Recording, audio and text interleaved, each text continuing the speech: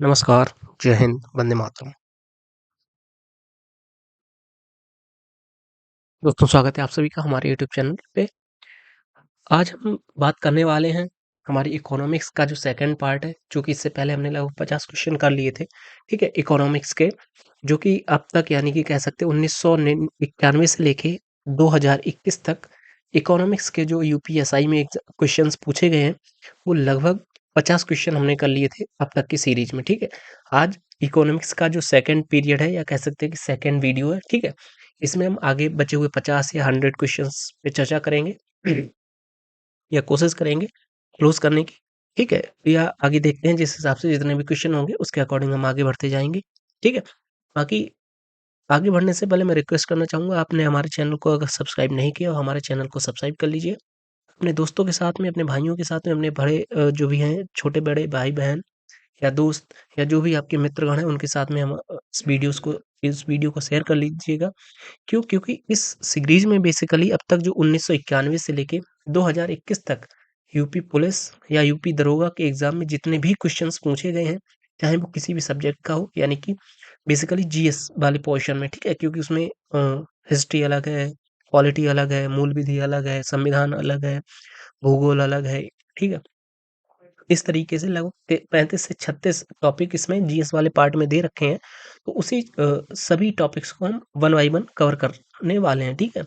आज हम बात करने वाले हैं इकोनॉमिक्स का सेकंड पार्ट, ठीक है? इसमें हम चर्चा करेंगे आज क्वेश्चन नंबर 51 से, ठीक है? तो आज का हमारा पहला क्वेश्चन है, आय के 5 मदों के तहत दी गई आय के 5 मदों के तहत दी गई आय को जोड़ने के बाद प्राप्त राशि को क्या कहा जाता है?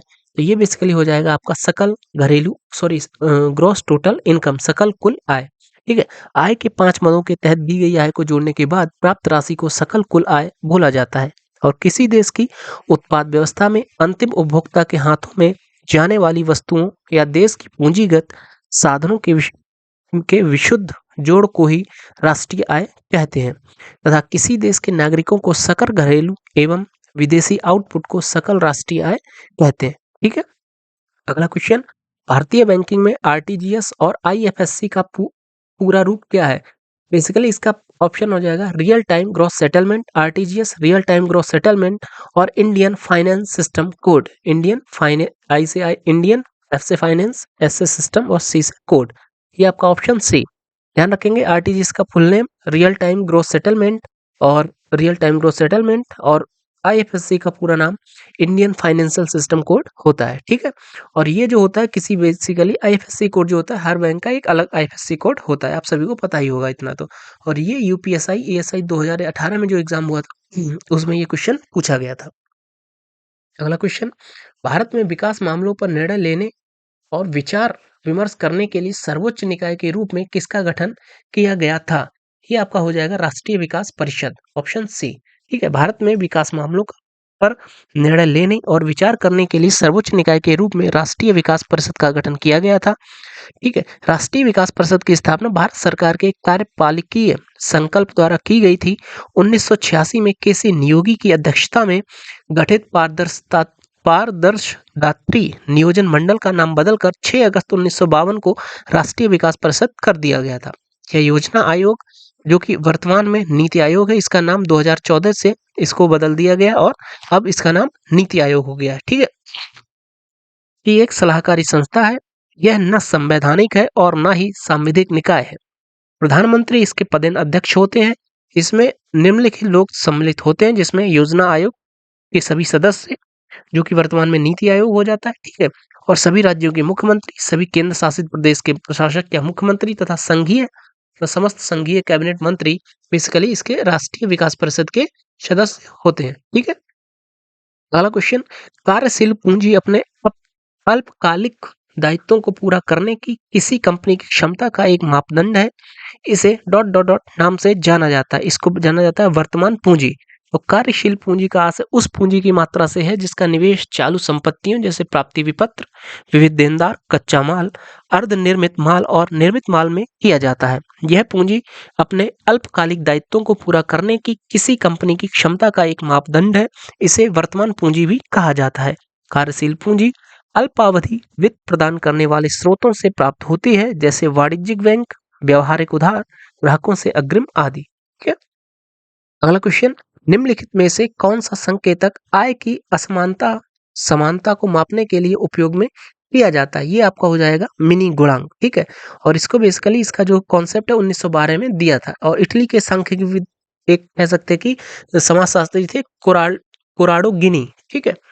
अगला क्वेश्चन, वित्तीय वर्ष 2017-18 के लिए एक व्यक्तिगत करदाता के लिए आयकर शून्य है अगर इसकी कुल आय डॉट डॉट डॉट से अधिक नहीं, तो उस समय ये था 2,50,000, लेकिन अगर वर्तमान में बात करी जाए तो लगभग 8 लाख तक हो जाएगा ये। ठीक है। मतलब 8 लाख तक की आय पर आपको कोई भी टैक्स नहीं देना है। ठीक है। अगला क्वेश्चन, निम्नलिखित कथनों को पढ़ें और सही विकल्प चुनें। फर्स्ट, एनईएफटी एक इलेक्ट्रॉनिक फंड ट्रांसफर सिस्टम है जो बैचेस में ट्रांजैक्शन का निपटारा करने वाले डिफर्ड नेट सेटलमेंट के आधार पर काम करता है। दूसरा, आरटीजीएस ट्रांजैक्शन पूरे बैंकिंग बिजनेस घंटों के दौरान लगातार चलती रहती है। Real time gross settlement system मुख्य रूप से बड़ी राशि के ट्रांजैक्शन के लिए प्रयोग किया जाता है। ऑप्शन डी, भारत के सभी बैंकों की शाखाएं आरटीजीएस सक्षम है। पहला सही, दूसरा गलत, तीसरा सही, चौथा सही। इसमें बेसिकली देख लेते हैं, एनईएफटी एक इलेक्ट्रॉनिक फंड ट्रांसफर सिस्टम है जो बैचेस में ट्रांजैक्शन को निपटारा करने के लिए डेफर्ड नेट सेटलमेंट के आधार पर काम करता है। तो पहला तो सही हो जाएगा। दूसरा, आरटीजीएस ट्रांजैक्शन पूरे बैंकिंग बिजनेस 24 घंटों के दौरान लगातार चलती रहती है। रियल टाइम ग्रोस सेटलमेंट है, ये भी सही हो जाएगा। अगला ऑप्शन आ जाएगा हमारा, भारत की सभी शाखाएं आरटीजीएस से सक्षम नहीं है। तो ये बेसिकली तीसरा वाला जो है वो गलत हो जाएगा। नहीं सॉरी, चौथा वाला, ये बड़े ट्रांजैक्शन के लिए होता है, ये तो सही है। ठीक है। और चौथा वाला ये मतलब भारत की जो सभी शाखाएं हैं उनमें आरटीजीएस अवेलेबल नहीं है। ठीक है। तो ये क्वेश्चन यूपीएसआई एएसआई 2018 में आया हुआ है, और सेम यही क्वेश्चन अगर आप यूपी पैट देखेंगे 2025, सेम यही क्वेश्चन आया था। अभी मुझे याद आया, बिल्कुल यही क्वेश्चन था। ठीक है। आगे चलते हैं। अगला क्वेश्चन, भारत में प्रत्यक्ष विदेशी निवेश के माध्यम से निजी क्षेत्र में निवेश की अनुमति किसमें है? परमाणु ऊर्जा, रेडियो प्रचालन, नागरिक उड्डयन, ऑनलाइन लॉटरी व्यापार। देखिए, परमाणु ऊर्जा में तो हम बाहरी किसी को शामिल करेंगे ही नहीं, रेलवे प्रचालन में भी नहीं करेंगे, नागरिक उड्डयन में जरूर। अगर आपने अभी देखा हो हमारे मतलब इंटेलिजेंस सॉरी इसमें तुर्की की कंपनी थी, जब हमारा अहमदाबाद प्लेन क्रैश हुआ था उस समय ये निकल के आया था, जो तुर्की की एक कंपनी है जो कि हमारे यहाँ पे बहुत बड़ी मात्रा में इसका कह सकते हैं कि टाई अप हो रखा है भारतीय जो नागरिक उड्डयन मंत्रालय है उसके साथ में। ठीक है। और ऑनलाइन लॉटरी व्यापार में भी हम बाहरी मतलब जो है एजेंसीज हैं या बाहरी कंपनी है उनके साथ में टाई अप नहीं करते, पर नागरिक उड्डयन जो मंत्रालय है इसका कह सकते हैं कि बाहरी कंपनी के साथ में टाई अप हो रखा है, और ये यूपीएसआई 2018 में क्वेश्चन सीधा सीधा पूछा गया है। ठीक है। अगला क्वेश्चन, मौद्रिक नीति समिति के पदेन अध्यक्ष कौन होते हैं? ये आपके हो जाएंगे आरबीआई के गवर्नर। ठीक है। आगे चलते हैं। नेक्स्ट क्वेश्चन, आर्थिक सहयोग व विकास संगठन ओईसीडी के दिशा निर्देशन के मुताबिक न्यूनतम स्वामित्व रखने के लिए आवश्यक निवेश का न्यूनतम प्रतिशत है। तो ये आपका हो जाएगा 10%। और यूपीएसआई का जो क्वेश्चन आया था 20 दिसंबर 2017 को क्वेश्चन पेपर आया था, उसमें ये सीधा सीधा पूछा गया था। ठीक है। और ओआईसी की अगर बात करें, मतलब ओईसीडी ओईसीडी की जो अगर बात करते हैं, organization for economics cooperation and development, इसका जो मुख्यालय पेरिस में है, और 36 देशों के साथ में इसको शुरू किया गया था 1961 में। ठीक है। आगे चलते, भारत में माल और सेवा यानी जीएसटी की दरों का फैसला कौन करता है? इसका आंसर आप बताइएगा। भारत में जीएसटी की जो मतलब दरें आएंगी उनका फैसला कौन करेगा? केंद्र सरकार, नीति आयोग, जीएसटी परिषद।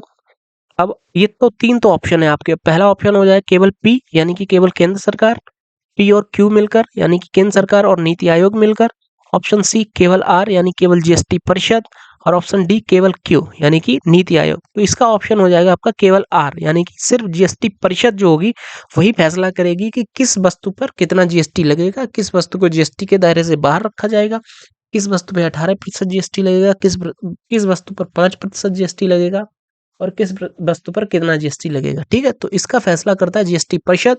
और ये ना सिर्फ 20 दिसंबर 2017 के यूपीएसआई एग्जाम में पूछा गया, ये भी क्वेश्चन सीधा सीधा मतलब सेम यही क्वेश्चंस यूपी ट्रिपल एससी के कई एग्जाम्स में सीधा सीधा क्वेश्चन पूछा गया। इसको आप मार्क कर लीजिएगा। अगला क्वेश्चन, अगस्त 2015 तक उपलब्ध आंकड़ों के अनुसार इस राज्य को निम्न राज्य घरेलू उत्पाद में सबसे पहले स्थान पर रखा गया। तो ये आपका हो जाएगा गोवा। 2015 तक उपलब्ध आंकड़ों के अनुसार गोवा को निकल निवल राज्य घरेलू उत्पाद में सबसे पहले स्थान पर रखा गया। राज्य सकल घरेलू उत्पाद की विशालता में प्रथम 3 स्थान पर क्रमशः बेसिकली महाराष्ट्र, तमिलनाडु और उत्तर प्रदेश थे। और ये बात हो रही है 2015 की। ठीक है, अभी आपके लिए इंपॉर्टेंट नहीं है। निम्नलिखित में से कौन सा बैंकों के राष्ट्रीयकरण का लक्ष्य नहीं है? जमा राशियों की मात्रा में विस्तार, बैंकिंग कारोबारियों का संकेंद्रण, ग्रामीण और प्राथमिकता वाले क्षेत्रों में प्रवेश, शाखाओं की असीम विस्तार। तो बेसिकली बी ऑप्शन हो जाएगा। बैंकों के राष्ट्रीयकरण का लक्ष्य निम्नलिखित है, जो कि जिसमें जमा राशि की मात्रा में विस्तार, ग्रामीण और प्राथमिकता वाले क्षेत्रों में प्रवेश और शाखाओं में असीम विस्तार, जबकि बैंकिंग कारोबार का संदेशण इसका लक्ष्य नहीं है। 19 जुलाई 1969 को उन 14 वाणिज्यिक बैंकों का राष्ट्रीयकरण कर दिया गया था तथा जिसके पास 50 करोड़ रुपया था या उससे अधिक जो है पैसा उनके पास में था, उन सभी बैंकों का राष्ट्रीयकरण 19 जुलाई 1969 को कर दिया गया था। वित्तीय वर्ष 2015-16 का कर निर्धारण वर्ष निम्नलिखित में से कौन सा है? तो 15-16 का जो कर निर्धारण वर्ष हो जाएगा वो हो जाएगा 16-17। ठीक है, और अगर संविधान के अनुच्छेद की बात करें तो अनुच्छेद 112 में कह सकते हैं कि हमारा जो वार्षिक वित्तीय विवरण है या जिसको बजट कहते हैं उसका प्रावधान किया गया है। ठीक है, अगला क्वेश्चन, एक अर्थव्यवस्था निम्नलिखित अर्थव्यवस्था यदि उत्पादन संसाधनों में कमी से जूझ रही है तो कुल खर्च में वृद्धि का कारण क्या होगा? रोजगार और सांकेतिक आय में वृद्धि, उत्पादन और कीमतों में वृद्धि, सांकेतिक आय कीमतों में वृद्धि, उत्पादन और रोजगार में वृद्धि। इसका ऑप्शन हो जाएगा आपका सांकेतिक आय और कीमतों में वृद्धि। ठीक है, कमेंट करके आप बताइएगा। अभी तक लगभग हमने 15 क्वेश्चन किए, 15 क्वेश्चन में आपके कितने क्वेश्चन सही हुए? ठीक है, आगे चलते हैं। आय या लाभ पर लगाए गए कर के बजाय वस्तुओं और सेवाओं पर लगते कर को किसके रूप में जाना जाता है? ये बेसिकली हो जाएगा कर भार। आय या लाभ पर कर के बजाय वस्तुओं को सेवाओं पर लगने वाले कर को कर भार के रूप में जाना जाता है। अंतिम करदाता पर कर के बोझ के निर्धारण को कर भार कहा जाता है, अर्थात कर भार उस व्यक्ति पर पड़ता है जो अंतिम रूप से उस कर को चुकाता है। इसको करापात भी कहते हैं। अगला क्वेश्चन, 14वें वित्त आयोग में राज्यों के बीच करों के आवंटन के सूत्र में बनावरण को भी जोड़ दिया गया है। ये कौन से नाम से लोकप्रिय है? ये बेसिकली आपका हो जाएगा हरित हस्तांतरण सूत्र। ठीक है, अगला क्वेश्चन, राष्ट्रीय आयुष मिशन किससे संबंधित है? तो राष्ट्रीय Ayush mission basically Ayush generally basically जो स्वास्थ्य होता है उससे ही संबंधित जो होता है। जैसे आयुष्मान कार्ड, तो आयुष्मान यहाँ पे भी जो आयुष्मान कार्ड होता है उसका मतलब भी बेसिकली जो मेडिकल फैसिलिटी होती है उसको प्रोवाइड करवाने से संबंधित है। ठीक है, प्रधानमंत्री नरेंद्र मोदी जी की अध्यक्षता में केंद्रीय मंत्रिमंडल ने 15 सितंबर सन 2014 को राष्ट्रीय आयुष मिशन का शुभारंभ किया। यह मिशन स्वास्थ्य से संबंधित नवंबर 2003 में आयुर्वेद, योग, प्राकृतिक चिकित्सा, यूनानी, सिद्ध, शोवा, रिगपा और होम्योपैथी को मिलाकर आयुष नाम दिया गया। इसका उद्देश्य वैज्ञानिक अनुसंधान एवं शिक्षा में प्रोत्साहन तथा दवाओं की मानक गुणवत्ता को सुनिश्चित करना है। हाल ही में राष्ट्रीय आयुष मिशन के तहत नाम नेशनल आयुष मिशन ओके के तहत लागत प्रभावी आयुष सेवाओं को केंद्रीय बजट 2022-23 में एक बृहद अभिवर्धन प्राप्त हुआ। विगत 7 वर्षों में आयुष मंत्रालय को बजट का कुल आवंटन 691 करोड़ से 4 गुना बढ़ाकर 3050 करोड़ रुपए हो गया। हालांकि ये अपना इंपॉर्टेंट नहीं है, कुल में बस आपको ये ध्यान रखना आयुष मिशन किससे संबंधित है, ये स्वास्थ्य से संबंधित हो जाएगा।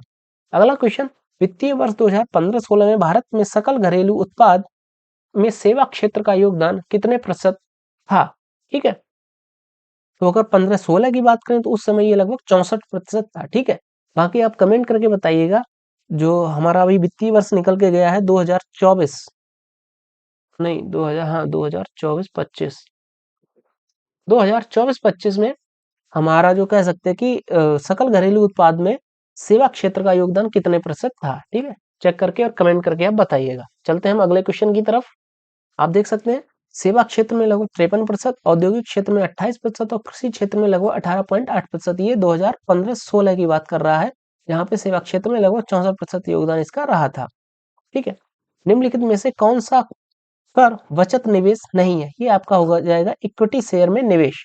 ठीक है, अगला क्वेश्चन, गैर बैंकिंग वित्तीय कंपनियों द्वारा प्रदान की जाने वाली किस प्रकार की एटीएम सेवाओं में 100% प्रत्यक्ष विदेशी निवेश की अनुमति दी जाती है? तो ये बेसिकली हो जाएंगे आपके व्हाइट लेवल एटीएम।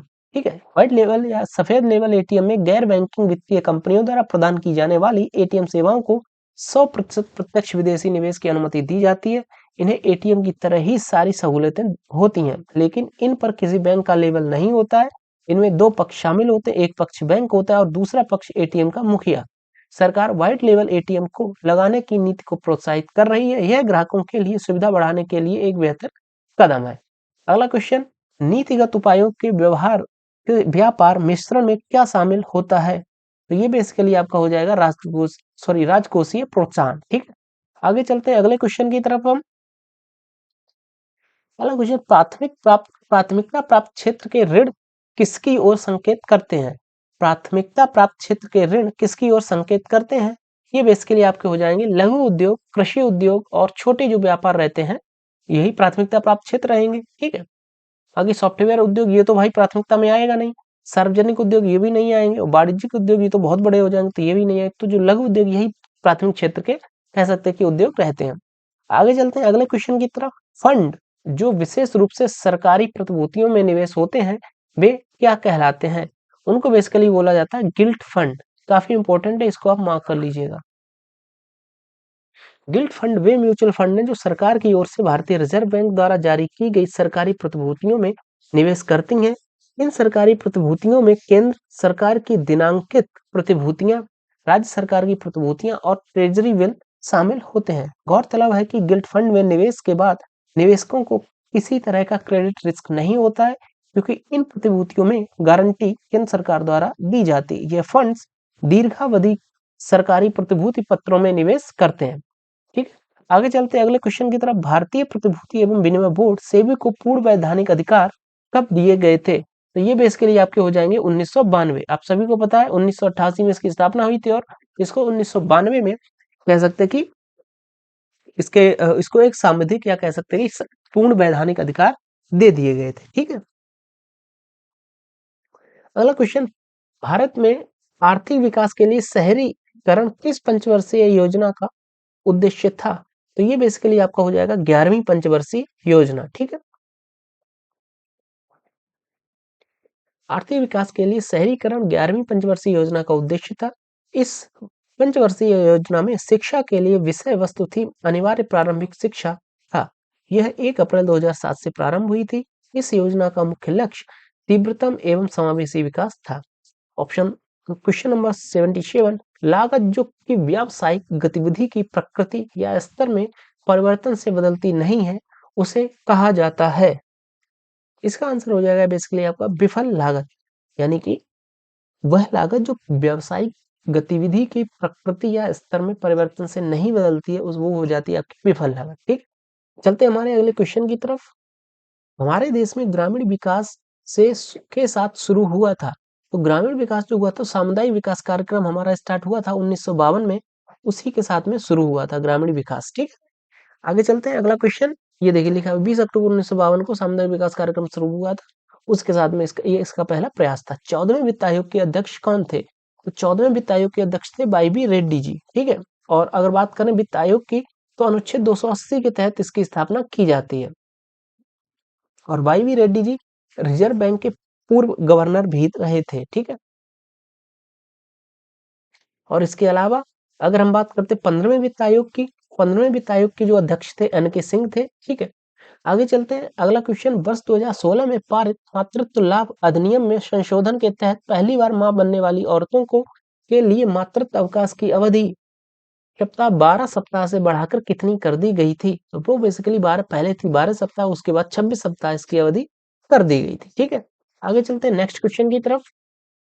कर प्रणाली के तहत अघोषित आय की चोरी करने वालों की जांच के लिए विमुद्रीकरण के तुरंत बाद कौन सा अभियान शुरू किया गया था? ये बेसिकली हो जाएगा स्वच्छ धन अभियान। 31 जनवरी 2017 को इनकम टैक्स डिपार्टमेंट ने कर प्रणाली के तहत अघोषित आय की चोरी करने वालों की जांच के लिए विमुद्रीकरण के तुरंत बाद स्वच्छ धन अभियान की शुरुआत की। इस अभियान में के आरंभिक चरण में 9 नवंबर से 30 दिसंबर 2016 तक प्रचुर मात्रा में जमा की गई नकदी ई वेरिफिकेशन शामिल है। विमुद्रीकरण आंकड़ों के आयकर विभाग ने डेटाबेस में उपलब्ध सूचना के साथ तुलना करने के लिए डेटा एनालिटिक्स का प्रयोग किया गया था। आगे चलते अगले क्वेश्चन की तरफ। इनमें से कौन सा विशेष आर्थिक क्षेत्र यानी कि स्पेशल इकोनॉमिक जोन से संबंधित है? मुक्त घरेलू या परिचालन के लिए माल का आयात, एसईजेड इकाइयों का रखरखाव और विकास, केंद्रीय और राज्य स्तर की मंजूरी की निकासी की एकल खिड़की। तो ये भी हो जाएगा ऑप्शन, ये भी हो जाएगा। फर्स्ट और सेकंड किस में आ रहा है? सी, ऑप्शन सी हो जाएगा। ठीक है, कस्टम अधिकारी ये नहीं आएगा इसमें। आगे चलते नेक्स्ट क्वेश्चन की तरफ। क्वेश्चन नंबर हमारा हो जाएगा 83। निम्नलिखित में से कौन सा किसी इकाई द्वारा दावा किए गए डेटा के गुण न्यास की सत्यता की पुष्टि करता है? लेखा परीक्षा। ठीक है, अगला क्वेश्चन, जालसाजी विरोधी व्यापार समझौते को आधिकारिक तौर पर किस देश द्वारा अभिपुष्ट किया गया है? इसका ऑप्शन हो जाएगा आपका जापान। यानी जालसाजी विरोधी व्यापार समझौते को ऑफिशियली जापान द्वारा अभिपुष्ट किया गया है। ठीक, चलते हमारे अगले क्वेश्चन की तरफ। एक बार इसका एक्सप्लेनेशन पढ़ लेते हैं। जालसाजी विरोधी व्यापार समझौता, इसको एक्टा बोला जाता है, बौद्धिक संपदा अधिकार प्रवर्धन के लिए अंतरराष्ट्रीय मानकों को स्थापित करने वाला एक बहुराष्ट्रीय संधि है। इस समझौते का उद्देश्य इंटरनेट पर नकली वस्तुओं, जेनेरिक दवाओं और कॉपीराइट उल्लंघन को लक्षित करना है तथा एक स्थायी निकाय स्थापित करना। वर्ष 2011 में इस समझौते पर Australia, Canada, Japan, Morocco, New Zealand, Singapore, दक्षिण कोरिया और संयुक्त राज्य अमेरिका ने हस्ताक्षर किए थे तथा वर्ष 2012 में मैक्सिको व यूरोपीय यूनियन भी इसके सदस्य बन गए थे, जबकि जापान द्वारा इस समझौते को पहली बार आधिकारिक तौर पर अभिपुष्ट किया गया था। अगला क्वेश्चन, सरकारी खर्च के स्रोत कौन से हैं? घाटे की वित्त व्यवस्था और कर में बढ़ोतरी, ऋण का विस्तार, ब्याज दर की बढ़ोतरी, राजनीतिक माहौल में परिवर्तन। ऑप्शन बी, सरकारी खर्च के स्रोत, ऋण का विस्तार, ब्याज का भुगतान, सब्सिडी, केंद्रीय योजनाओं पर व्यय, करों और राज्य शुल्कों की में राज्यों के हिस्सा, अन्य खर्चे। इस तरीके से ये सारे इसके सरकारी खर्च के स्रोत हैं। ठीक है, चलते हमारे अगले क्वेश्चन की तरफ। क्वेश्चन नंबर 86, निम्न में से कौन सा एक कर बचत निवेश नहीं है?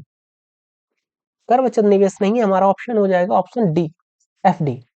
अगला क्वेश्चन, योजना आयोग के अंतिम उपाध्यक्ष कौन थे? तो योजना आयोग के अंतिम उपाध्यक्ष मोन्टेक सिंह अहलूवालिया थे। ठीक है, चूंकि योजना आयोग का अगर गठन की बात करी जाए तो ये 15 मार्च 1950 को इसका गठन हुआ था, और जब अभी मोदी जी की सरकार बनी थी ना 2014 में, तो इन्होंने योजना आयोग का नाम बदलकर नीति आयोग कर दिया था। ठीक है, 26 मई 2014 को योजना आयोग के ये अंतिम उपाध्यक्ष थे, इनका नाम था मोन्टेक सिंह अहलूवालिया, और वर्तमान में इस आयोग के स्थान पर नीति आयोग कह सकते हैं कि नीति आयोग बन चुका है। और उस समय यानी कि 2021 के अराउंड इसमें इसके उपाध्यक्ष सुमन बैरी थे। लेकिन अभी आप कमेंट करके बताइएगा वर्तमान में योजना आयोग के अध्यक्ष कौन है? 2025 में योजना आयोग के अध्यक्ष कौन है? सॉरी, योजना आयोग के उपाध्यक्ष कौन है? ठीक है, योजना आयोग के, सॉरी, नीति आयोग के। ठीक है, अगला क्वेश्चन, कन्या भ्रूण हत्या के विरुद्ध केंद्रीय समाज कल्याण बोर्ड द्वारा वर्ष 2008 में चलाई गई मुहिम कौन सी थी? बालिका संरक्षण अभियान, उन्नति, अंतरराष्ट्रीय कन्या शिशु दिवस या बेटी बचाओ आंदोलन। ये हो जाएगा आपका बालिका संरक्षण अभियान। ठीक है, आगे चलते हैं नेक्स्ट क्वेश्चन की तरफ।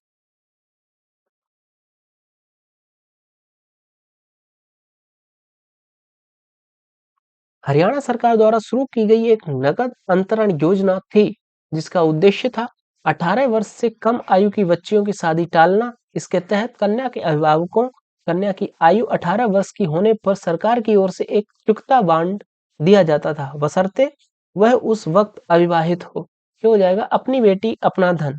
भारत के राष्ट्रपिता महात्मा गांधी के 125वें जन्मोत्सव पर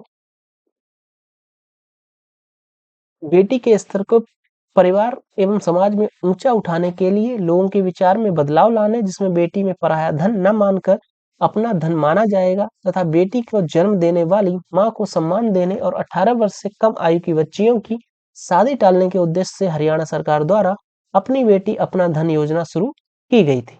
ठीक है, अगला क्वेश्चन, वह सुविधाएं या वह लाभ जो नियोक्ता द्वारा कर्मचारियों को वेतन के अतिरिक्त नगद अथवा सेवाओं के रूप में दिया जाता है। उदाहरण के लिए मुफ्त भोजन, गाड़ी और ड्राइवर, आधिकारिक कार्य हेतु लैपटॉप इत्यादि। ये बेसिकली अनुलाभ के प्रकार होते हैं। ठीक है, अगला क्वेश्चन, निम्नलिखित में से सस्ती मुद्रा नीति का तात्पर्य कौन सा है? आर्थिक विकास को बढ़ावा देने के लिए बनाई गई नीति, मुद्रा मुद्रण के लिए बनाई गई नीति। आगे चलते हैं, ऑप्शन सी। अंततः पूर्ण रोजगार को प्राप्त करने के लिए निवेश को बढ़ावा देने के लिए तैयार की गई नीति, या फिर एक नीति जिसे अतिरिक्त धनोपार्जन की आपूर्ति के लिए बनाई गया था। तो ये बेसिकली सस्ती मुद्रा नीति हो जाएगा। केंद्रीय बैंक द्वारा बैंक दर को घटा दिया जाता है, जिसमें व्यापारिक बैंकों को सस्ती दर पर ऋण मिलता है। परिणाम स्वरूप व्यापारिक बैंक भी कम दर पर बाजार में ऋण उपलब्ध कराते हैं। सस्ती मुद्रा नीति के उद्देश्य पूर्ण रोजगार की स्थिति प्राप्त करना एवं निवेश को बढ़ावा देना इसका बेसिकली उद्देश्य हो जाएगा। अगला क्वेश्चन, वित्त मंत्री द्वारा बजट की प्रस्तुति के संदर्भ में निम्नलिखित में से कौन सा सही है? वित्त मंत्री का बजट भाषण सामान्यतः दो खंडों में होता है। खंड ए के कर निर्धारित संबंधी प्रस्तावों पर और खंड बी देश के सामान्य आर्थिक सर्वेक्षण पर गौर करता है। किसी चुनाव वर्ष में बजट दो बार पेश किया जाता है। पहली बार लेखानुदान प्राप्त करने हेतु कुछ महीनों के लिए और दूसरी बार पूरी तरीके से। तो इसमें बेसिकली ये गलत हो जाएगा, ऑप्शन बी आपका सही हो जाएगा, ऑप्शन बी, ऑप्शन सी। ठीक है, ये हो जाएगा। आगे चलते हैं, मुद्रास्फीति एक संयोजन है डॉट डॉट डॉट वास्तविक सकल उत्पाद या जीडीपी का बढ़ता मूल्य स्तर का। इसका ऑप्शन हो जाएगा घटते हुए का। ठीक है, अगला क्वेश्चन, न्यूनतम वैकल्पिक टैक्स लगाया जाता है शून्य कर कंपनियों पर। ठीक है, ऐसी कंपनियां जो अपने लाभ हानि लेखाओं में लाभ को प्राप्त करती हैं, किंतु आय की गणना इनकम टैक्स नियमों के अनुसार होने पर कुल आय शून्य या नगण्य होती है, जिस पर ये शून्य अथवा नाम मात्र का कर भुगतान करती हैं, जीरो टैक्स कंपनियां कहलाती हैं। इन शून्य कर कंपनियों या जीरो टैक्स कंपनियों को कराधीन लाने हेतु इन पर न्यूनतम वैकल्पिक को आरोपित किया जाता है। इसका प्रावधान 1987 के वित्त अधिनियम द्वारा लाया गया था। अगला क्वेश्चन, वर्णित में से नीति आयोग का पदेन अध्यक्ष कौन होता है? तो नीति आयोग का पदेन अध्यक्ष आप सभी को पता है, प्रधानमंत्री ही योजना आयोग का अध्यक्ष होते थे और उसी को बदल के वो कर दिया गया था नीति आयोग, तो प्रधानमंत्री ही इसके अध्यक्ष हो जाएंगे। ठीक है, अगला क्वेश्चन,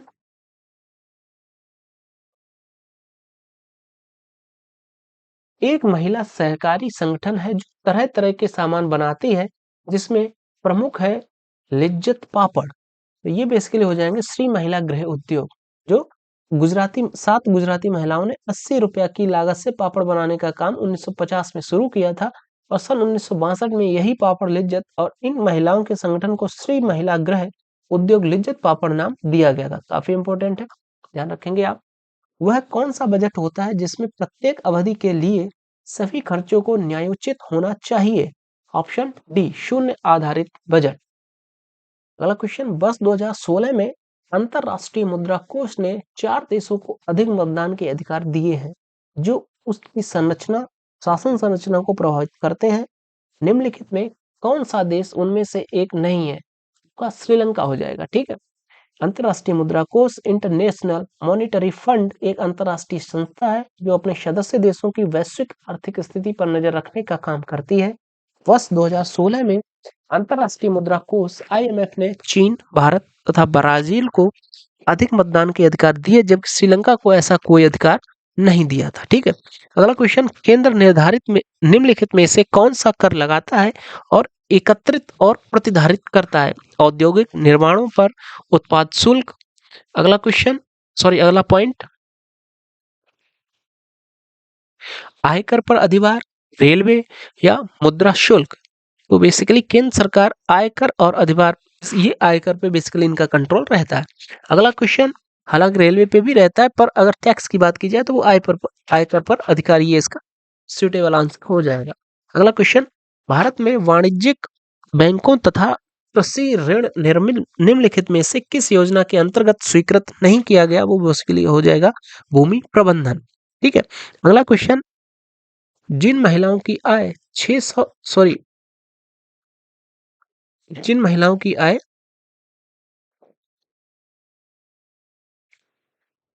इकाई दही सैकड़ा हजार 10,000 लाख लगभग 6 लाख रुपए है, वित्तीय वर्ष 2016-17 में इनकी आयकर दर क्या थी?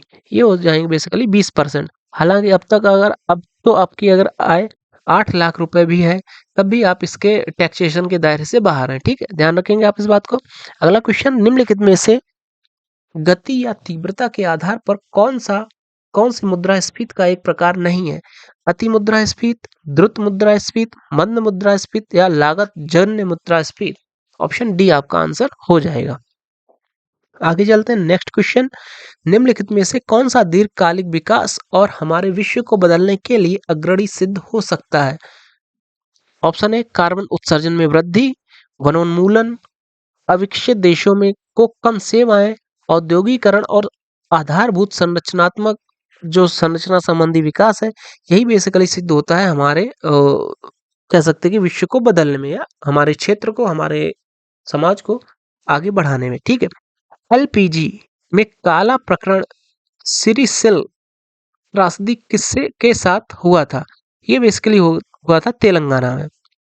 एलपीजी उदारीकरण, निजीकरण और वैश्वीकरण में काला प्रकरण सिरिसिल त्रासदी तेलंगाना के साथ जुड़ा हुआ है। सिरिसिल 70 के दशक में हथकरघा उद्योग के लिए प्रसिद्ध था, परंतु 1990 के बाद इसकी आर्थिक बदहाली शुरू हो गई। वहां के बुनकर बेरोजगारी का दंश झेलने को मजबूर हो गए थे। ठीक है, अगला क्वेश्चन, भारत में राज्य योजनाओं के लिए केंद्रीय सहायता के आवंटन का निर्धारण करने के लिए 1969 में विकसित हुआ था। सूत्र को चौथी और पांचवी पंचवर्षीय योजनाओं के दौरान योजना सहायता के वितरण के लिए अपनाया गया था। ये बेसिकली हो जाएगा आपका गॉडगिन गॉडगिल सूत्र। ठीक है, अगर आपने पंचवर्षीय योजनाएं पढ़ी हैं तो वहां पे भी आपको पता है चौथी और पांचवी पंचवर्षीय योजना बेसिकली गॉडगिन मॉडल पर आधारित थी। ठीक है, अगला क्वेश्चन, निम्नलिखित में से कौन सा एक राज्य की उधार लेने की शक्ति से के संबंध में सही है? ये आपका हो जाएगा बेसिकली, यह भारत के बाहर से उधार नहीं ले सकता। कोई एक राज्य के उधार लेने की शक्ति के संबंध में सही है, भारत के बाहर से उधार नहीं ले सकता। सही बात है, क्योंकि अगर बाहरी शक्तियों की बात करी जाए तो वहां पे हमारी केंद्र सरकार इन्वॉल्व होती है, डायरेक्ट राज्य बाहरी देशों के साथ में कोऑर्डिनेशन नहीं करते हैं। दूसरा, विशिष्ट शर्तों के अधीन राज्य को राज्य के राजस्व की जमानत पर भारत के भूभाग में से ही उधार लेने का अधिकार होगा। तो ये भी सही बात है, तो ऑप्शन 1 और 2 ऑप्शन बी हो जाएगा। ठीक है, आगे चलते, प्रत्यवस्फीति का अर्थ है सामान्य कीमत पर वृद्धि जो अक्सर धन या ऋण की आपूर्ति में कमी की वजह से होती है। मुद्रास्फीति की दर में कमी हो, इसको प्रत्यवस्फीति कहते हैं। सामान्य कीमत स्तर में गिरावट जो अक्सर धन या ऋण की आपूर्ति में कमी की वजह से होती है। सरकार की ओर से एक मौद्रिक हस्तक्षेप के माध्यम से अपस्फीति का सुविचारित व्युत्क्रम, इसको ही बोला जाता है बेसिकली प्रत्यवस्फीति। ठीक है, चलते हमारे अगले क्वेश्चन की तरफ।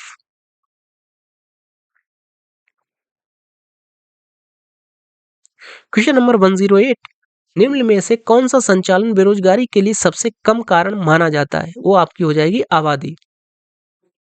अगला क्वेश्चन नंबर 109, निम्नलिखित में से कौन सा एक कर है जिसकी वसूली सिर्फ राज्य कर सकता है? भूमि राजस्व, सीमा शुल्क, आयकर पर अधिभार या व्यक्तियों और कंपनियों की संपत्ति के पूंजीगत मूल्य पर कर?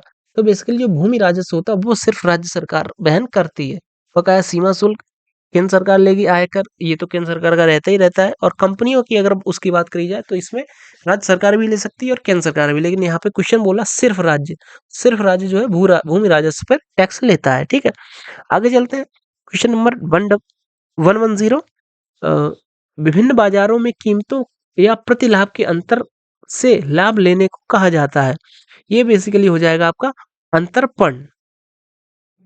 आगे चलते हैं, इस प्रमुख देश की पूंजी भारतीय पूंजी बाजार चल निधि को चलाने वाली है। ये बेसिकली हो जाएगा आपका यूएसए। संयुक्त राज्य अमेरिका की पूंजी भारतीय पूंजी बाजार को चलाने वाली है। यूएसए उन देशों में शामिल है जहां से बहुत से ज्यादा निवेश भारतीय बाजारों में आता है।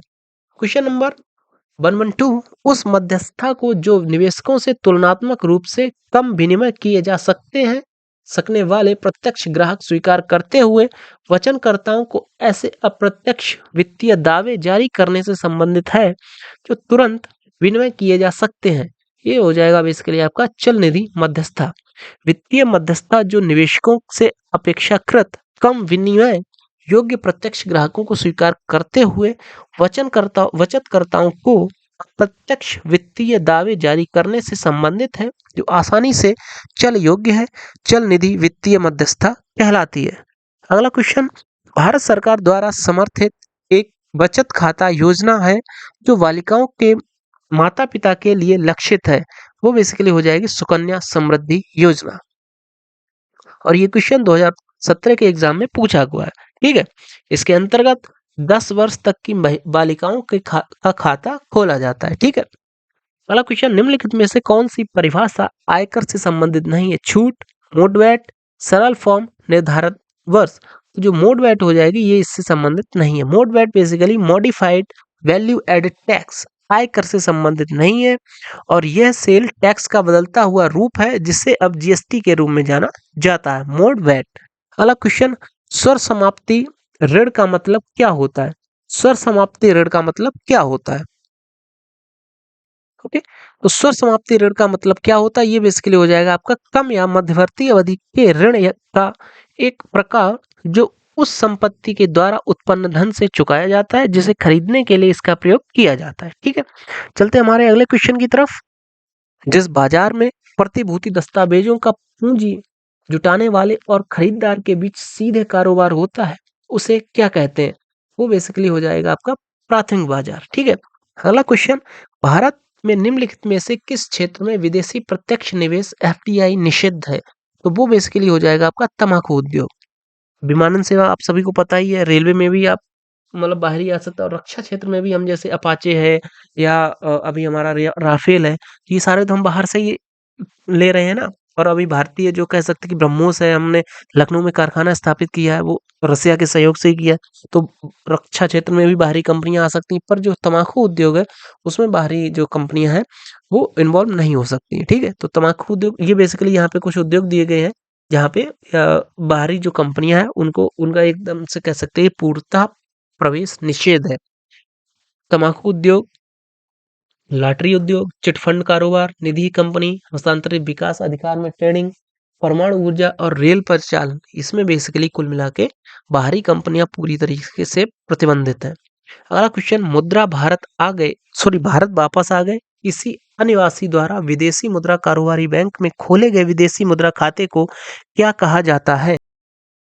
मुद्रा अर्जक विदेशी मुद्रा, अनिवासी भारतीय, विदेशी मुद्रा अनिवासी, भारतीय विदेशी मुद्रा व्यापारी संघ। ये बेसिकली हो जाएगा आपका मुद्रा अर्जक विदेशी मुद्रा। ठीक है, मुद्रा अर्जक विदेशी मुद्रा। आगे चलते हैं, नेक्स्ट क्वेश्चन, ऑनलाइन किराना कारोबार शुरू करने के लिए प्रत्यक्ष विदेशी निवेश की अनुमेय सीमा कितनी है? विदेशी निवेश संवर्धन के द्वारा 75%, ऑनलाइन किराना कारोबार शुरू करने के लिए अनुमति नहीं है। ऑप्शन सी, आईपीवी द्वारा 100% और स्वतः मार्ग के माध्यम से 100%। तो आपका ऑप्शन हो जाएगा ऑप्शन डी, स्वतः मार्ग के माध्यम से 100% आप कर सकते हैं। ठीक है, अगला क्वेश्चन, क्वेश्चन नंबर 120, निम्नलिखित में से कौन सा विदेशी निवेशकों द्वारा प्रत्यक्ष विदेशी निवेश निधि के संबंध में नीति बनाने के लिए एक स्रोत नहीं है? आपका ऑप्शन हो जाएगा ऑप्शन ए, भारतीय संस्था के शेयरों का विदेशी संस्था के शेयरों में बदलना। ये आपका आंसर हो जाएगा। अगला क्वेश्चन 121, ईएसओपी में ई किसका प्रतीक है? ईएसओपी बेसिकली हो जाएगा आपका employ stock ownership program, sorry plan, employ लिखा भी है employ stock ownership plan, ESOP. ठीक है, एम्प्लॉय स्टॉक ओनरशिप प्लान। तो ई का मतलब हो जाएगा बेसिकली एम्प्लॉय। अगला क्वेश्चन, भारतीय बैंक में ओटीपी और केवाईसी का पूर्ण रूप क्या है? ओटीपी हो जाएगा आपका वन टाइम पासवर्ड और KYC know your customer. Know your customer, one time password, know your customer, option D. अगला क्वेश्चन, भारत अपने नारियल का वार्षिक उत्पादन में डॉट डॉट और इंडोनेशिया के बाद तीसरे स्थान पर आता है। तो मतलब ये कह रहा है नारियल उत्पादन में भारत कौन से स्थान पे है। तीसरे नंबर पे आप सभी को पता भारत है, लेकिन पहले स्थान पे क्या है? दूसरे पे तो इंडोनेशिया हो गया। तो पहले पे फिलीपींस हो जाएगा, दूसरे पे इंडोनेशिया और तीसरे पे भारत हो जाएगा। ठीक है, इंडोनेशिया नारियल उत्पादन में प्रथम स्थान पे है, Indonesia, then Philippines, then Bharat, फिर ब्राजील और उसके बाद में लंका, श्रीलंका। भारत में नारियल सबसे ज्यादा उत्पादन करने वाला राज्य तमिलनाडु है।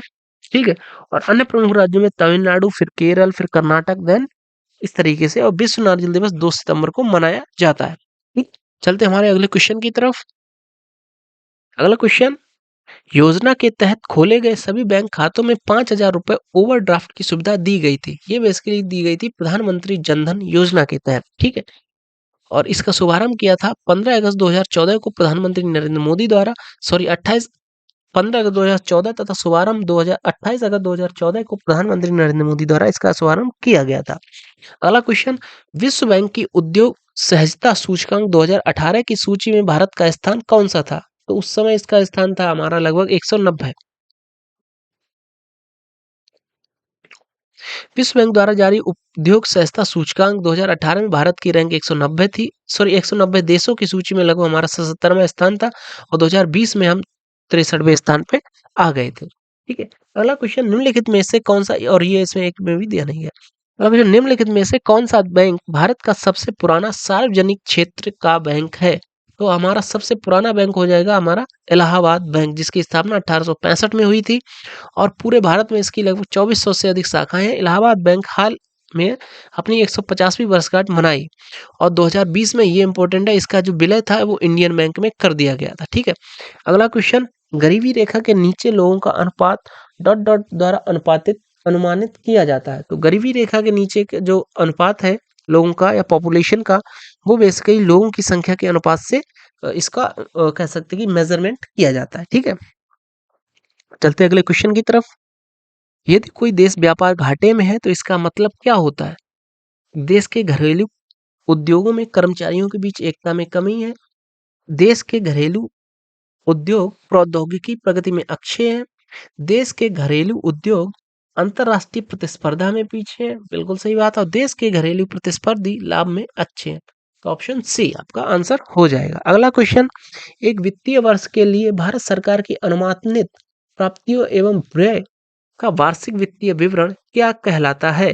तो ये बेसिकली हमारा हो जाएगा बजट। ठीक है, और बजट की जो परिभाषा है इस तरीके से भारतीय संविधान के अनुच्छेद 112 में इसको वर्णित किया गया वार्षिक वित्तीय विवरण के नाम से। अगला क्वेश्चन, बेरोजगारी के एक प्रकार को क्या कहते हैं जिसमें कई लोगों के कार्यरत होने के पर भी उत्पादकता कम होती है? इसको बेसिकली बोला जाता है प्रच्छन्न बेरोजगारी या छिपी हुई बेरोजगारी। ठीक है, वर्ष 1990 में राष्ट्रीय विकास समिति एनडीसी ने राज्य की योजनाओं के लिए केंद्रीय सहायता निर्धारित करने का एक फॉर्मूला तैयार किया था। इस फॉर्मूले का लोकप्रिय नाम क्या था? Sarkaria formula, Sancheti formula, Rajamannar formula, Gadgil Mukherjee formula. यही इसका आंसर हो जाएगा। यानी कि 1990 में राष्ट्रीय विकास परिषद ने राज्य की योजनाओं के लिए केंद्रीय सहायता निर्धारित करने के लिए गॉडगिल मुखर्जी फॉर्मूला तैयार किया था। ठीक है, चलते हमारे अगले क्वेश्चन की तरफ।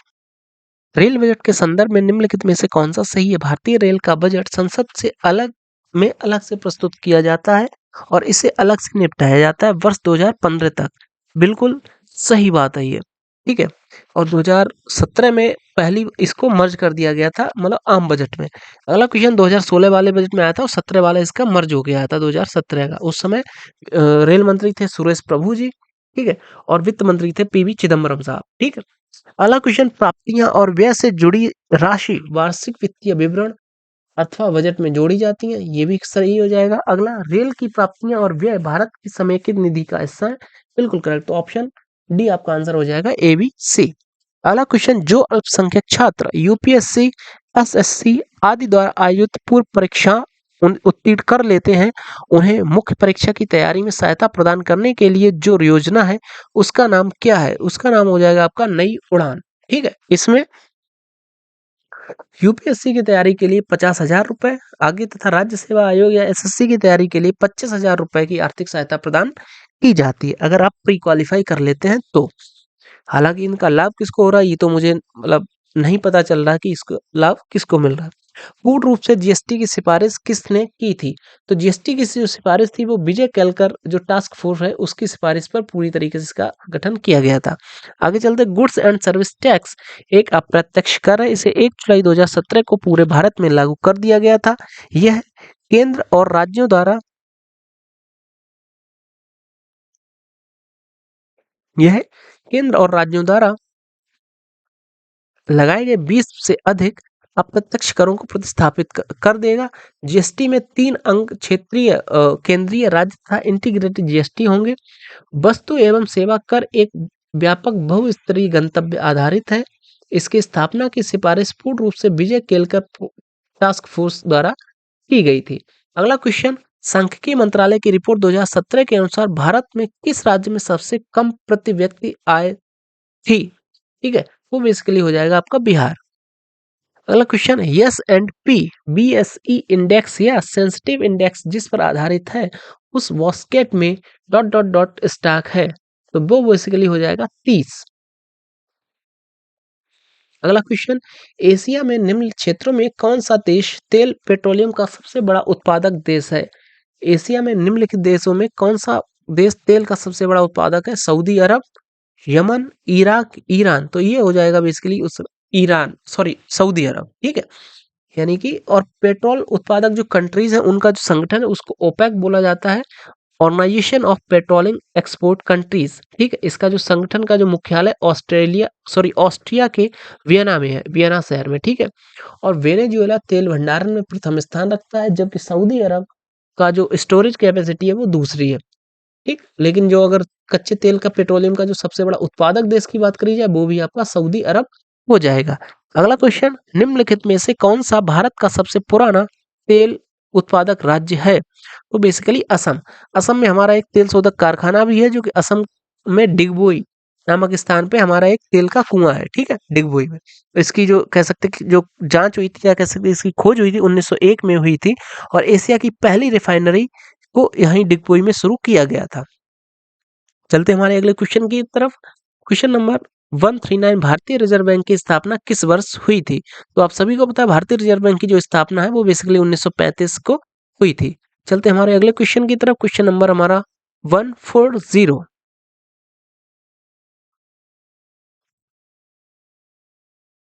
नेशनल स्टॉक एक्सचेंज का मुख्यालय कहाँ पे है? तो नेशनल स्टॉक एक्सचेंज का मुख्यालय मुंबई में है, ठीक है। अगला क्वेश्चन, पहले भारतीय राज्य का नाम बताइए जिसके प्रत्येक परिवार में कम से कम एक सदस्य के पास बैंक खाता हो, तो ये है हमारा केरल, ठीक है। अगला क्वेश्चन, योगक्षेमम वहाम्यहम किसका आदर्श वाक्य है?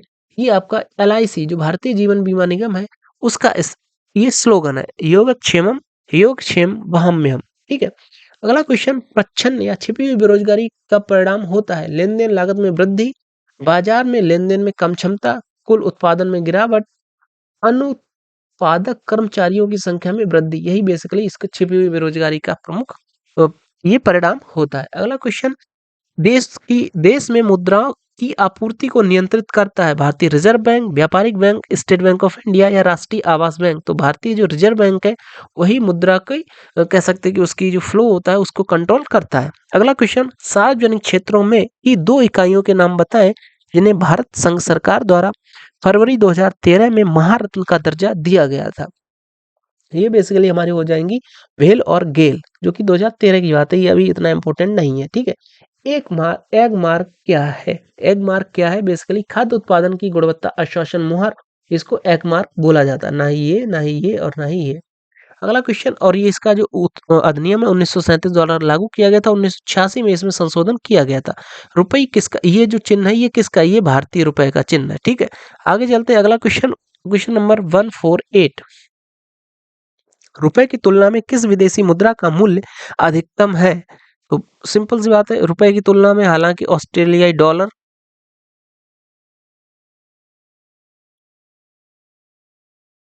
ये भी तो ज्यादा ही होना चाहिए,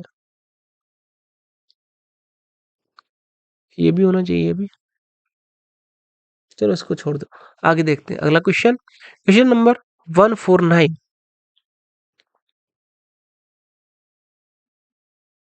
50 रुपए के नोट पर किसके हस्ताक्षर होते हैं? तो 50 रुपए के नोट पे सिंपल सी बात है, जो आरबीआई का गवर्नर रहता है उसी के होंगे। लेकिन जो 2 रुपए का नोट होता है शायद, सॉरी 1 रुपए का नोट, ठीक है। तो 1 रुपए के नोट पे जो वित्त सचिव होता है उसके हस्ताक्षर होते हैं, ठीक, सिर्फ 1 रुपए के नोट पे। और एक से बड़ा अगर 2 का होगा, 5 का होगा, 10 का होगा, 20 का होगा, 50 का होगा, 100 होगा, 500 होगा, 1000 होगा, सब पे आरबीआई के जो गवर्नर रहते हैं, रिजर्व बैंक ऑफ इंडिया के गवर्नर रहते हैं, उनके सिग्नेचर होते हैं। एफडीआई का वास्तविक या क्या बोलते हैं, विस्तारित रूप क्या है? तो ये हो जाएगा investment foreign direct investment, option C. ठीक है, चलते हैं अगले क्वेश्चन की तरफ। क्वेश्चन नंबर 150, इसमें हम सी मार्क कर लेते हैं। ठीक है, अगला क्वेश्चन, वित्तीय वर्ष 2016-17 में 26/2/2016 के दिन प्रस्तुत किए गए 15-16 के आर्थिक सर्वेक्षण के अनुसार भारतीय अर्थव्यवस्था में भारतीय यानी ये जीडीपी का बता रहा है कि कितने प्रतिशत रहने का अनुमान था, पर इसको आपको ध्यान नहीं रखना क्योंकि ये पुराना हो गया। आगे चलते, एफडीआई के साथ शेयर पूंजी लाता है, लेकिन यह नहीं है वित्तीय स्थिरता, प्रौद्योगिकी, हथियार और गोला बारूद और रोजगार। इसमें बेसिकली एफडीआई के साथ अपने शेयर पूंजी लाता है, ये बेसिकली हथियार और गोला बारूद ये नहीं लाता, बकाया ये सभी ये ले आते। ये यूपीएसआई मृतक आश्रित 2016 का एग्जाम हुआ था, उसमें ये सीधा सीधा क्वेश्चन पूछा गया था। चलते हमारे अगले क्वेश्चन की तरफ। क्वेश्चन नंबर 153, निम्नलिखित में से पेटीएम का संस्थापक कौन है? तो पेटीएम के संस्थापक आपके हो जाएंगे विजय शेखर शर्मा जी। ठीक है, आप सभी को पता ही है विजय शेखर शर्मा जी पेटीएम के सॉरी पेटीएम के संस्थापक हो जाएंगे। माइक्रोसॉफ्ट के संस्थापक आपके बिल गेट्स हो जाएंगे। गूगल के संस्थापक सुंदर पिचई और आईसीआईसी बैंक के संस्थापक संदीप बख्शी जी हो जाएंगे। ठीक है, हमारा अगला क्वेश्चन, देश में अर्थव्यवस्था की स्थिति में संकेतकों में सीएडी करंट अकाउंट डिफिसिट है, जो इस देश के व्यापार का माप है। इसमें वस्तुओं और सेवाओं के आयात की मात्रा निर्यात की मात्रा से अधिक हो जाती है। बिल्कुल सही बात है, वस्तुओं और सेवाओं में निर्यात की मात्रा आय की मात्रा से अधिक हो जाती है। अगला क्वेश्चन, आय और निर्यात दोनों की मात्रा में कमी आ जाती है। वस्तु और सेवा के आयात की मात्रा निर्यात की मात्रा के बराबर। ये कंप्यूटर ऑपरेटर 2016 के एग्जाम में पूछा गया, तो ऑप्शन ए आपका सही हो जाएगा। ठीक है, चलते हमारे अगले क्वेश्चन की तरफ। क्वेश्चन नंबर 155, रिजर्व बैंक के गवर्नर रघुराम राजन प्रतिदिन कहाँ के कार्यालय में जाते थे? तो रघुराम जी राजन जो होंगे वो सिंपल सी बात, आपको चूंकि आरबीआई का मुख्यालय मुंबई में है तो वहीं पे जाएंगे ना, आरबीआई का जो हेड ऑफिस होगा। ठीक है, चलते हमारे अगले क्वेश्चन की तरफ। जीडीपी की वृद्धि दर हमारी अर्थव्यवस्था का सूचक है। जीडीपी का फुल रूप क्या है? Gross domestic product. Gross domestic product, D option. आगे चलते हैं हमारा अगला क्वेश्चन, भारत का आर्थिक सर्वेक्षण प्रत्येक वर्ष सरकारी तौर पर प्रकाशित किया जाता है, किसके द्वारा? भारतीय सरकार के वित्त मंत्रालय के द्वारा। ठीक, ऑप्शन सी। आगे चलते हैं नेक्स्ट क्वेश्चन, भारत में प्रति व्यक्ति आय कम हो रही है, जनसंख्या की वृद्धि के कारण, कीमतों में वृद्धि के कारण, ग्रामीण क्षेत्रों में अधिक लोगों के निवास करने के कारण, या क्षेत्रीय असंतुलन के कारण। तो ये सभी ऑप्शन हो जाएंगे जनसंख्या वृद्धि के कारण। ठीक है, चलते हैं हमारे अगले क्वेश्चन की तरफ। अगला क्वेश्चन 159, डॉक्टर अमृत कुमार सेन को नोबेल पुरस्कार उनके निम्न में से किस एक योगदान के अभिज्ञान में दिया गया था? तो अमृत सेन को जो नोबेल पुरस्कार दिया गया था वो बेसिकली कल्याणकारी अर्थशास्त्र, उनको अर्थशास्त्र के क्षेत्र में ही दिया गया था, तो कल्याणकारी अर्थशास्त्र के क्षेत्र में दिया गया था। और इनको जो दिया था वो 1998 में दिया था। ठीक, इनका जन्म कोलकाता के शांति निकेतन में हुआ था। ठीक है, अगला क्वेश्चन, इको मार्क किसी उत्पाद पर दिए गए एक प्रमाणन का चिन्ह होता है कि यह उत्पाद पर्यावरण की दृष्टि से इको मार्क है ना, यानी कि ये पर्यावरण की दृष्टि से अनुकूल है। ठीक है, कंप्यूटर ऑपरेटर ग्रेड ए 2013 के एक क्वेश्चन एग्जाम में सीधा सीधा क्वेश्चन पूछा गया था। चलते हैं हमारे अगले क्वेश्चन की तरफ। अगला क्वेश्चन हो जाएगा 161, बियर तथा बुल शब्दों का प्रयोग किस क्षेत्र में होता है? बियर और बुल आप सभी को पता, आज की डेट में ये तो शेयर मार्केट में ही इनका प्रयोग होता है। ठीक है, आगे चलते हैं, और इसी को तेजड़िया और मंदड़िया बेसिकली बोला जाता है, बियर और बुल को मंदड़िया और तेजड़िया। अगला क्वेश्चन, भारत में विदेशी मुद्रा अधिकतम इस मद में खर्च होती है? खाद्य आयात पर, पेट्रोलियम उत्पादों के आयात पर, लोहे और स्टील के आयात पर, प्रौद्योगिकी जानकारी के आयात पर। तो ये बेसिकली हमारा हो जाएगा पेट्रोलियम उत्पादों के आयात पर। भारत में प्रथम पंचवर्षीय योजना इस वर्ष लागू हुई थी। तो प्रथम पंचवर्षीय योजना बेसिकली 1951 से स्टार्ट हो गई थी और ये सीधा सीधा क्वेश्चन पूछा गया था यूपीएसआई 2011 के एग्जाम में। ठीक है, चलते हैं हमारे अगले क्वेश्चन की तरफ और अगला क्वेश्चन हो जाएगा क्वेश्चन नंबर 164। 1969 में कितनी बैंकों का राष्ट्रीयकरण हुआ? तो आप सभी को पता है 1969 में 14 बैंकों का राष्ट्रीयकरण हुआ था। ठीक है, ये लिस्ट दी गई 14 बैंकों की। Allahabad bank, bank of Baroda, bank of India, bank of Maharashtra, Canara bank, central bank of India, Dena bank, Indian overseas bank, union bank, Punjab national bank, syndicate bank, UCO bank और यूनाइटेड बैंक ऑफ इंडिया। ठीक है, आगे चलते। पुरानी मुद्रा को समाप्त कर उसके स्थान पर नई मुद्रा जारी करने की कार्रवाई कहलाती है। ये बेसिकली विमुद्रीकरण इसको बोला जाता है, जो कि अभी रिसेंटली ही आपका हुआ था। ठीक है, 2016 में जो नोटबंदी हुई थी उस नोटबंदी को ही विमुद्रीकरण बोला जाता है। ठीक है, इसके तहत भारत सरकार ने 500 और 1000 के नोट बंद करके 500 और 2000 के नोट स्टार्ट किए थे। बाद में हालांकि 2000 का नोट भी धीरे धीरे प्रचलन में समाप्त कर दिया गया। अगला क्वेश्चन, पुनर्गठित योजना आयोग का नाम क्या है? तो पुनर्गठित योजना आयोग का नाम नीति आयोग हो जाएगा। तो NITI Aayog basically option C आपका आंसर हो जाएगा। ठीक, ध्यान रखेंगे ऑप्शन सी वाला नीति आयोग। ठीक है, इसका फुल फॉर्म हो जाएगा national institute for transforming India. इसका गठन 2015 में हुआ था। ठीक है, और बात करते हैं योजना आयोग का अध्यक्ष। तो आपका योजना आयोग का अध्यक्ष हो जाएगा प्रधानमंत्री। इसका जो उपाध्यक्ष होता है उसको, वर्तमान में इसका उपाध्यक्ष कौन है वो आप कमेंट करके बताइएगा। आगे चलते हैं हम। तो यहाँ तक हमारे कह सकते हैं कि जो इकोनॉमिक्स थी उसका पार्ट खत्म हो चुका है। कल की वीडियो में हम चर्चा करेंगे भारतीय कृषि, वाणिज्य एवं व्यापार के बारे में। ठीक है, तो आई होप आपको वीडियो अच्छा लगा होगा। हालांकि इकोनॉमिक्स से थोड़ा बोरिंग टॉपिक है, तो हो सकता है आपके कई लोगों के ऊपर से निकल गया हो, तो आप इसको वीडियो को एक बार या दूसरी बार रिवाइज करके आप देख सकते हैं। ठीक है, तो आप हमें आज्ञा दीजिए, मिलते हैं आपसे नए वीडियो में।